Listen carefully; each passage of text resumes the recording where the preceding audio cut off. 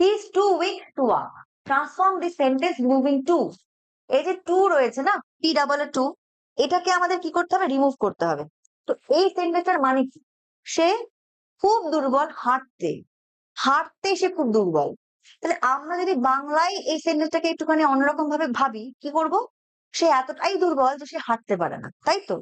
তা আমি বললাম আমার দাদু হাঁটতে খুব দুর্বল, হাঁটতে গেলে খুব দুর্বল। তো ডাক্তার বললেন, ও তাহলে এতটাই দুর্বল যে তিনি হাঁটতে পারেন না। কিন্তু দেখো একই কিন্তু মানে, একই কিন্তু মানে আমরা কিন্তু ডিফারেন্টলি বললাম, তাই না বিষয়টা? তাহলে ভাবতে হবে যে হি ইজ টু উইক, তাহলে কি টু এর জায়গায় আমরা কি নিয়ে আসবো? টু এর জায়গায় আমরা সো নিয়ে আসবো।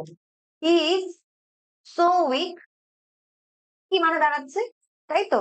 আর এই টু ওয়াক, এই টু ওয়াকটাকে চেঞ্জ করে আমরা কি নিয়ে আসবো? দ্যাট। দ্যাট, তারপরে সাবজেক্ট, তারপরে ক্যান নট, তারপরে ওয়াক। এটা চেঞ্জ করে, এটাকে চেঞ্জ করে দ্যাট, তার কথা বলো, সাবজেক্ট কি আছে? হি আছে, দ্যাট হি, তারপরে কি করবো? ক্যান নট, নেগেটিভ হয়ে যাবে বিষয়টা। হি ক্যান নট ওয়াক, মানে যা বারবারই ও ভাবটাকে যা বসিয়ে দেবো, দ্যাটস ইট। তাহলে এখানে কি আছে? He is so weak that he can not walk. Option A will be the correct answer. Option A will be the correct answer. ঠিক আছে?